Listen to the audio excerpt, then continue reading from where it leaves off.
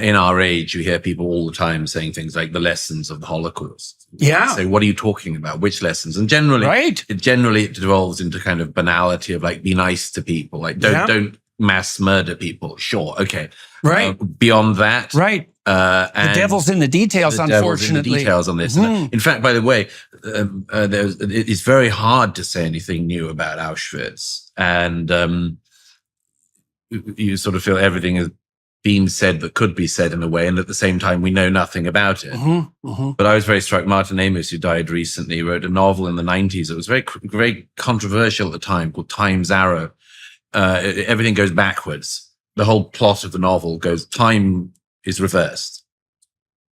So if somebody is sick, they go to a pile of sick and inhale it and then walk happily around their day. So it's a device that works well at times as an abusive parent.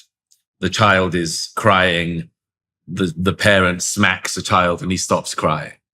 It's a device that makes you able to look at things in an interesting way. But he was much criticized for Amis in the 90s because he does the Holocaust. He addresses the Holocaust in the book.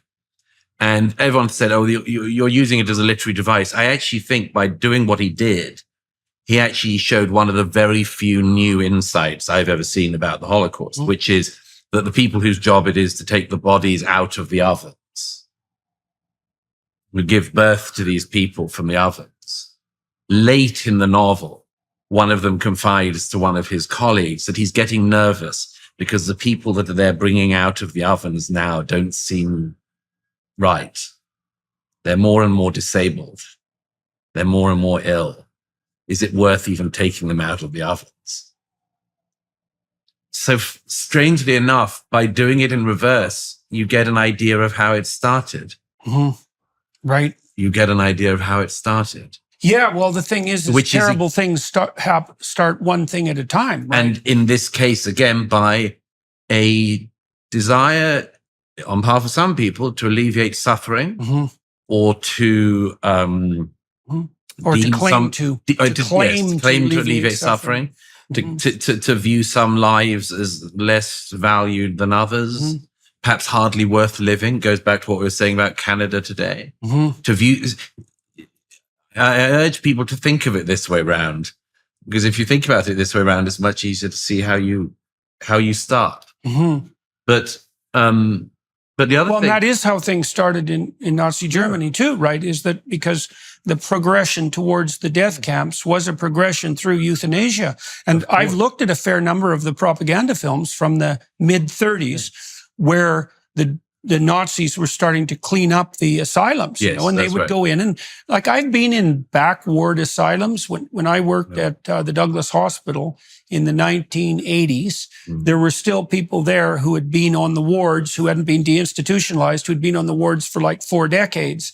And they would kind of lurk in the corridors that were underground at the Douglas Hospital because it was like a university campus that was connected by underground passageways.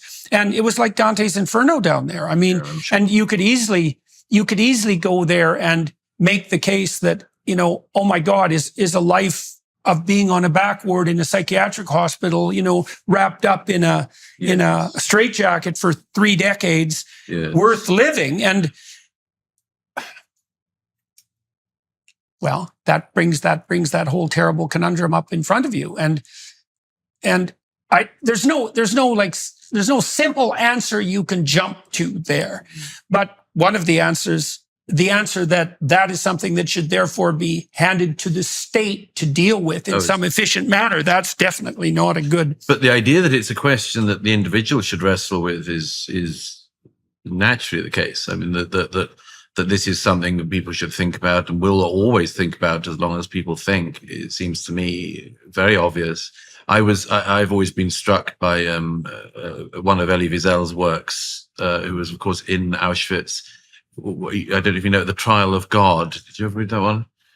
No. It's worth reading, and there's a version of it he replays in another of his books. I think The Gates of the Forest called. Anyhow, it was something that I think Wiesel saw in Auschwitz. But there was a night where in the camp they have some rabbis who decide that they will put God on trial. And Wiesel describes it in extraordinary detail, and it's riveting.